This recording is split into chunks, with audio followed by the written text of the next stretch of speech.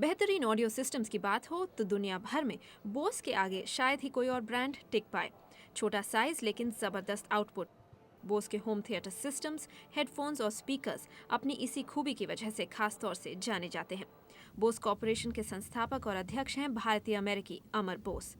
Boston के नजदीक अपनी इस हाईटेक कंपनी में 77 साल के अमर बोस आज काफी जोशो खरोश से अपनी कंपनी को नई मंजिलें देने में लगे हुए हैं।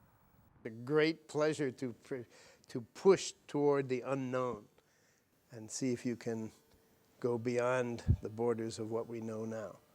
अमर बोस का शुमार आज अमेरिका के 400 सबसे अमीर लोगों में होता है। अमर बोस के नाम से अकूस्टिक्स के क्षेत्र में ही 2 दर्जन से भी ज्यादा पैटेंट्स दर्ज हैं। 8,000 लोगों की आमदनी का जरिया बने बोस कॉरपोरेशन की शुरुआत 1964 में हुई।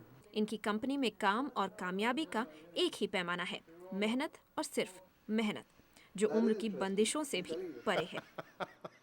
I set up a few policies that were pretty unusual at that time, and they had an effect on the company. One was that there would be no retirement age.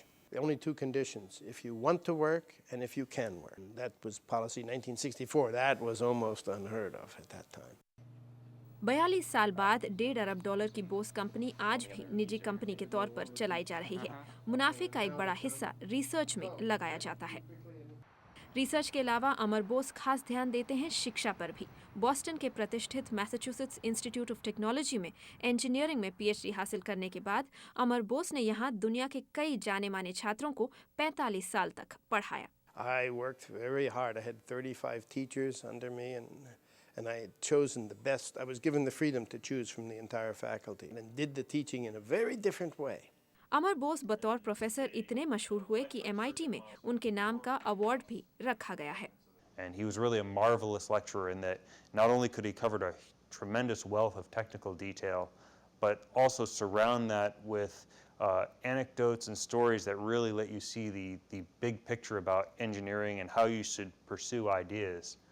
1929 में Philadelphia में एक प्रवासी भारतीय परिवार में जन्मे अमर बोस अपने आप को म्यूजिक से जुड़ी टेक्नोलॉजी तक सीमित नहीं रखना चाहते।